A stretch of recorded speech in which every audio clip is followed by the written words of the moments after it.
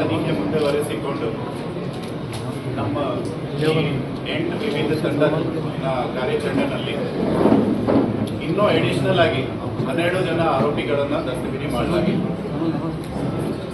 ಈ 12 ಜನ ಆರೋಪಿ ಪೈಕಿ ಇದರಲ್ಲಿ ಕೆಲವು ಜನ ರೈಲ್ವೆ ಕಾರ್ಯಾಲಯನ ಕರ್ಮಚಾರಿ ಇರ್ತಾರೆ. ಬಾಲರಾಜ್, ಬಾಬುರಾವ್ ಮತ್ತು ಸೋಲೋಮನ್ ಇವರು 3 ಜನ ರೈಲ್ವೆ ವಿಭಾಗದಲ್ಲಿ ಕರ್ಮಚಾರಿ ಇದ್ದಾರೆ. ಇವರು ನಮ್ಮ ಕಡೆಯಿಂದ ರೈಲ್ವೆ ವಿಭಾಗದ ಒಂದು ಟ್ರಕ್ನ ಸಹ ಈ ಕೃತ್ಯಕ್ಕೆ ಬಳಸಿಕೊಳ್ಳಲಿಕ್ಕೆ ಸೌಲಭ್ಯ ಕೊಟ್ಟಿದ್ದಾರೆ. ಇನ್ನೊಂದು ಇದರಲ್ಲಿ 12 ಜನ ಪೈಕಿ ಇರಲಿ ಮೊಹಮ್ಮದ್ ಆಸಿಫ್ ಅಂತ ಒಬ್ಬ ಈ ಬ್ಯಾಂಕ್ನ ಟ್ರೆಜರಿನ ಲಾಕ್ ಕೀನ ಡುಪ್ಲಿಕೇಶನ್ ಮಾಡಿಕೊಂಡು ಕೊಟ್ಟಿದ್ದೆ. ಅದು ಸಹ ಈ ದಸ್ತಗಿರಿ ಟೀಮ್ನಲ್ಲಿ ಶಾಮೀಲಾಗಿದೆ. ಸೊ ಟೋಟಲ್ ಈಗ 15 ಜನ ಅರೆಸ್ಟ್ ಆಗಿದ್ದಾರೆ. ಫಸ್ಟ್ ಫೇಸ್ನಲ್ಲಿ 3 ಜನ ದಸ್ತಗಿರಿ ಆಗಿತ್ತು. ಈಗ ಇನ್ನೂ ಅಡಿಷನಲ್ ಆಗಿ 12 ಜನ ದಸ್ತಗಿರಿ ಆಗಿದ್ದಾರೆ.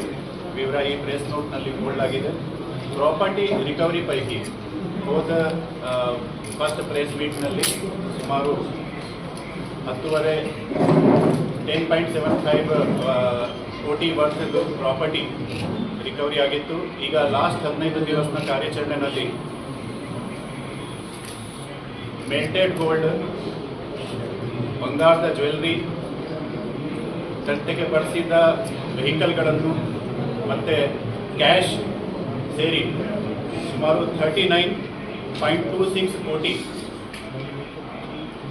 ವ್ಯಾಲ್ಯೂನ ಬೇರೆ ಬೇರೆ ಪ್ರಾಪರ್ಟಿ ರಿಕವರಿ ಆಗಿದೆ. ಸೊ ಇದಲ್ಲದೆ ಇದರಲ್ಲಿ ಇನ್ನೊಂದು ನೋಡಬೇಕಾದ ತಥ್ಯ ಏನಂದರೆ, ಸ್ಟಾರ್ಟಿಂಗ್ನಲ್ಲಿ ಕಂಪ್ಲೇಂಟ್ ಕೊಡುವಾಗ ಬ್ಯಾಂಕ್ ವತಿಯಿಂದ 58 kg ಸುಮಾರು ಬಂಗಾರದ ಜ್ಯುವೆಲ್ರಿ ಬಗ್ಗೆ ಕಂಪ್ಲೇಂಟ್ ಆಗಿತ್ತು. ಮತ್ತು ಅವರು ಮರು ಅಧ್ಯಯನ ಅದನ್ನು ಮಾಡಿ ಗ್ರಾಸ್ ವೇಟ್ ಬದಲಾಗಿ ಈಗ ನೆಟ್ ವೇಟ್ ನೋಡಿದರೆ ಸುಮಾರು 40 kg 700 ಗ್ರಾಮ್ ನೆಟ್ ವೇಟ್ ತೂಕ ಗೋಲ್ಡ್ ಹೋಗಿದೆ ಅಂತ ನಮಗೆ ಅಪ್ಡೇಟ್ ಮಾಡಿದ್ದಾರೆ. ತನಿಖೆಯಲ್ಲಿ ಅದನ್ನು ಕೂಡ ಪಡಿಸಿದ್ದೀವಿ.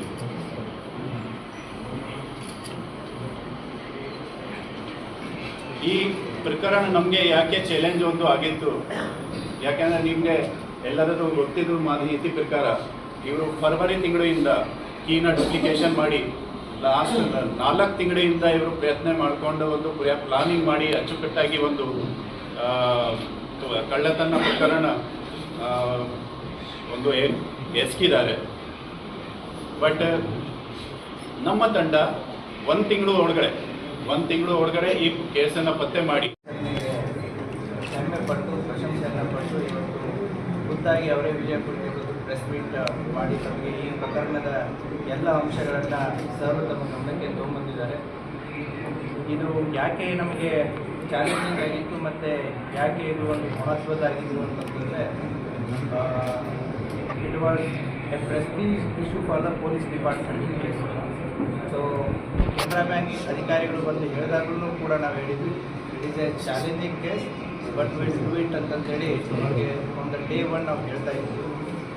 ಇದರಲ್ಲಿ ಮೊದಲನೇ ಆರೋಪಿ ಆದಂಥ ವಿಜಯ್ ಮೇರಿಯಾಳ್ ಏನಿದ್ದಾನೆ, ಈತ ಬ್ಯಾಂಕ್ ಮ್ಯಾನೇಜರ್ ಇದ್ದು, ಈತ ಮಾರ್ಚ್ ಮತ್ತು ಏಪ್ರಿಲ್ ತಿಂಗಳಲ್ಲೇ ಕೆಲಸ ಮಾಡ್ತಿರ್ಬೇಕಾದ್ರೆ ಕೀಸ್ಗಳನ್ನು ಡುಪ್ಲಿಕೇಟ್ ಮಾಡೋದಕ್ಕೆ ಕೊಟ್ಟಿರ್ತಾನೆ. ಆ ಡುಪ್ಲಿಕೇಟ್ ಮಾಡಿದಂಥ ಕೀಗಳನ್ನು ಪ್ರಮುಖ ಇನ್ನೊಬ್ಬ ಎಂಟೈರ್ ಕ್ರೈಮ್ನ ಎಪಿಸೋಡಿನ ಪ್ರಮುಖ ಆರೋಪಿಯಾದಂಥ ಚಂದ್ರಶೇಖರ್ ನರಲ್ಲ ಏನಿದ್ದಾನೆ, ಅವನ ಜೊತೆಗೆ ಬಂದು ಈ ಕೀಸ್ಗಳನ್ನು ಬ್ಯಾಂಕ್ ಒಳಗಡೆ ಬಂದು ಟೆಸ್ಟ್ಗಳನ್ನು ಮಾಡಿರ್ತಾರೆ, ಕೀ ಆಪ್ರೇಟ್ ಆಗ್ತಾ ಇದೆಯಲ್ಲ ಅಂತ. ಯಾವಾಗ ಅವರು ಮಾರ್ಚ್ ಆ್ಯಂಡ್ ಏಪ್ರಿಲಲ್ಲಿ ಈ ಕೀಸ್ಗಳು ಆಪ್ರೇಟ್ ಆಗೋದು ಸಕ್ಸಸ್ ಆಗುತ್ತೆ, ಅವರು ವಿಜಯ್ ಮೇರಿಯಾಳ್ ಬ್ಯಾಂಕ್ ಮ್ಯಾನೇಜರ್ ಇದ್ದಾಗಲೇ ಪ್ಲ್ಯಾನ್ ಮಾಡ್ತಾರೆ, ಅದಕ್ಕೆ ವಿಜಯ್ ಮೇರಿಯಾಳ್ ಒಪ್ಪಲ್ಲ. ಸೊ ಒಂದು ಮಂಗಳೂರು ರೀತಿ ಬ್ಯಾಂಕನ್ನು ಹೇಗೆ ದರೋಡೆ ಮಾಡಿದ್ರು ಆ ರೀತಿ ಮಾಡಬೇಕು ಅಂತ ಒಂದು ಆಲೋಚನೆಯಲ್ಲಿರುತ್ತೆ. ಬಟ್ ವಿಜಯ್ ಮೇರಿಯಾಳು ಅದಕ್ಕೆ ಒಪ್ಪಲ್ಲ. ಅವನು ಅಲ್ಲೇ ಕೆಲಸ ಮಾಡ್ತಿರ್ಬೇಕಾದ್ರೆ ಇದು ಆದರೆ ಸಮಸ್ಯೆ ಆಗುತ್ತೆ ಅಂತಂತ ಹೇಳಿ ಆ ಪ್ಲ್ಯಾನನ್ನು ಡ್ರಾಪ್ ಮಾಡಿಬಿಟ್ಟು ಈತ ಮೇದಲ್ಲಿ ಟ್ರಾನ್ಸ್ಫರ್ ಆಗ್ತಾನೆ ರೂನಿಯಾಳ್ ಬ್ಯಾಂಕ್ಗೆ. ಆ ಟ್ರಾನ್ಸ್ಫರ್ ಆದ 15 ದಿನಕ್ಕೆ ಈ ರೀತಿಯಾದಂಥ ಒಂದು ಪ್ಲ್ಯಾನನ್ನು ಎಕ್ಸಿಕ್ಯೂಟ್ ಮಾಡ್ತಾರೆ. ಪ್ರಮುಖ ಆರೋಪಿಯಾದಂತಹ ಚಂದ್ರಶೇಖರ್ ನೆರೆಲ ಏನಿದ್ದಾನೆ, ಈತ ಈತ ಒಬ್ಬ MBA ಪದವೀಧರ. ಈತ ಒಂದು ಇಂಗ್ಲೀಷ್ ಮೀಡಿಯಂ ಸ್ಕೂಲಿನ ಒಬ್ಬ ಚೇರ್ಮನ್ ಆಗಿದ್ದಾನೆ. ಈತ ಮುಂಚೆ ಸಿಂಡಿಕೇಟ್ ಬ್ಯಾಂಕಲ್ಲಿ ಎಂಪ್ಲಾಯಿ ಆಗಿ ಅಲ್ಲಿ ಕೂಡ ತಪ್ಪನ್ನು ಮಾಡಿ 2019ರಲ್ಲಿ ಕೆಲಸದಿಂದ ವಜಾ ಮಾಡಿರ್ತಾನೆ. ರಿಯಲ್ ಎಸ್ಟೇಟ್ ಕೆಲಸ ಮಾಡ್ತಾ ಇರ್ತಾನೆ. ಮತ್ತು ಈತ ಗೋವಾ ಮತ್ತು ಶ್ರೀಲಂಕಾದ ಕೊಲಂಬೋಗಳಲ್ಲಿ ಹೋಗಿ ಕ್ಯಾಸಿನೋ ಆಟ ಆಡುವಂಥ ಒಂದು ಚಟವನ್ನು ಹೊಂದಿರ್ತಾನೆ. ಈ ಕೃತ್ಯ ಮಾಡಬೇಕಾದ್ರೆ ಇವರು ಹಲವಾರು ಮೂವೀಸ್ಗಳನ್ನು ನೋಡಿದ್ದಾರೆ. Drishyam 1, 2, lucky Bhaskar, catch the can, all web series ಇವುಗಳನ್ನ ಎಲ್ಲವನ್ನ ನೋಡಿ ನೋಟ್ ಮಾಡಿದ್ದಾರೆ ಯಾವ್ಯಾವ ರೀತಿ ಮಾಡ್ಬೋದು ಅನ್ನೋದು. ಅದೇ ರೀತಿ ಯೂಟ್ಯೂಬ್ಸ್ಗಳಲ್ಲಿ ಎಲ್ಲೆಲ್ಲಿ ಬ್ಯಾಂಕ್ ಕಳ್ಳತನ ಆಗಿದೆ, ಕಳ್ಳತನವನ್ನು ಹೇಗೆ ಮಾಡಿದ್ದಾರೆ, ಪೊಲೀಸರು ಹೇಗೆ ಪತ್ತೆ ಮಾಡಿದ್ದಾರೆ. 42/2025 ಅಂಡರ್ ಸೆಕ್ಷನ್ 100(3)361 ಕ್ಲಾಸ್ 3 ಮತ್ತು 3 ಕ್ಲಾಸ್ 5 ANS ಅಡಿಯಲ್ಲಿ ಒಂದು ಪ್ರಕರಣ ದಾಖಲಾಗಿರುತ್ತೆ. ಆ ಪ್ರಕರಣದ ಹಿನ್ನೆಲೆ ಏನಂತಂತಂದರೆ, ಈ ಮೊಹಮ್ಮದ್ ನವಾಜ್ ರಾಜ್ಕೋಡಿ ಅನ್ನುವಂಥ ಒಬ್ಬ ವ್ಯಕ್ತಿ ಏನಿರ್ತಾನೆ, ಈಗಾಗಲೇ ಆತ ಒಂದು ಡಕಾಯಿತಿ ಕೇಸಲ್ಲಿ ಆರೋಪಿಯಾಗಿರ್ತಾನೆ. ಈತನಿಗೆ ಈಗೇನು ಕೊಲೆ ಕೇಸಿನ ಆರೋಪಿಯಾದಂಥ ಇಮ್ತಿಯಾಜ್ ಪಟೇಲ್ ಏನಿದ್ದಾನೆ, ಈತನ ತಂದೆ ಇವನಿಗೆ ಶ್ಯೂರಿಟಿ ಕೊಟ್ಟು, ಬೇಲ್ ಕೊಡೋದಕ್ಕೆ ಶ್ಯೂರಿಟಿ ಕೊಟ್ಟು ಆತನನ್ನು ಹೊರಗೆ ತಂದಿರ್ತಾರೆ.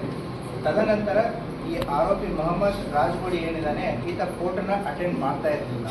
ಆದ್ದರಿಂದ ಶ್ಯೂರಿಟಿ ಕೊಟ್ಟಂತಹ ಇಮ್ತಿಯಾಜ್ ಪಟೇಲ್ನ ತಂದೆ ಆದಂತಹ ಮಹಿಬೂಬ್ ಸಾಬ್ ಪಟೇಲ್ಗೆ ಕೋರ್ಟಿಂದ ಏನು ನೋಟಿಸಸ್ಗಳು ಬರ್ತಾ ಇರುತ್ತೆ. ಸೊ ಅವನು ಆರೋಪಿ ಹಾಜರಾಗ್ತಾ ಇಲ್ಲ, ಅದಕ್ಕೆ ಶ್ಯೂರಿಟಿ ಕೊಟ್ಟವರು ಬರಬೇಕು ಅಂತಂತೇಳಿ.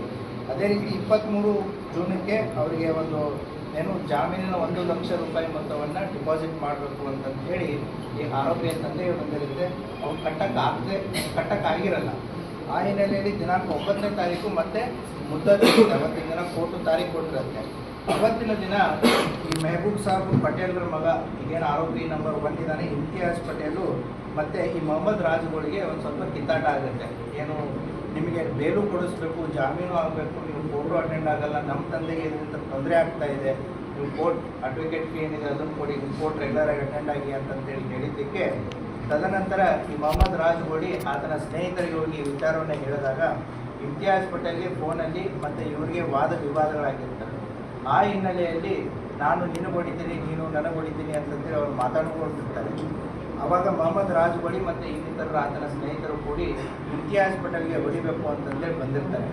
ಬಂದಾಗ ಇವರು ಕೂಡ 3 ಜನ ಇರ್ತಾರೆ. ಇಮ್ತಿಯಾಜ್ ಪಟೇಲು ಮತ್ತು ಆತನ ಇನ್ನಿಬ್ಬರು ಸ್ನೇಹಿತರಿಗೆ ಅರೆಸ್ಟ್ ಆಗಿದ್ದಾರೆ, ಅವರು ಇರ್ತಾರೆ. ಅದರಲ್ಲಿ ಈಗ ಮೃತನಾದಂಥ ವ್ಯಕ್ತಿ ಏನಿದ್ದಾರೆ ಫೈಜಲ್ ಇನಾಮ್ದಾರು, ಆತನಿಗೆ ಅದರಲ್ಲಿ ಏಟಾಗಿ ಆತ ಸಾವಿಗೀಡಾಗ್ತಾನೆ. ಆ ಹಿನ್ನೆಲೆಯಲ್ಲಿ 3 ಜನ ಆರೋಪಿತರನ್ನು ಅರೆಸ್ಟ್ ಮಾಡಲಾಗಿದೆ. ಮತ್ತು ಅದೇ ರೀತಿಯೂ ಕೂಡ ಈಗೇನು ಮೊಹಮ್ಮದ್ ರಾಜ್ಗೋಡಿ ಜೊತೆಗೆ ಬಂದಂಥವ್ರು ಇತರರಲ್ಲಿ ಯಾರಿದ್ದಾರೆ ಅವ್ರದ್ದು ಯಾರು ಹಿನ್ನೆಲೆ ಏನು ಅನ್ನೋದು ಗೊತ್ತಾಗಿದೆ. ತನಿಖೆಯಿಂದ ದೃಷ್ಟಿಯಿಂದ ಅವರ ಹೆಸರುಗಳನ್ನು ನಾನು ಇಲ್ಲಿ ಹೇಳ್ತಾ ಇಲ್ಲ, but we know them, we are working ಮಾಡಿ. Thank you. Thank you.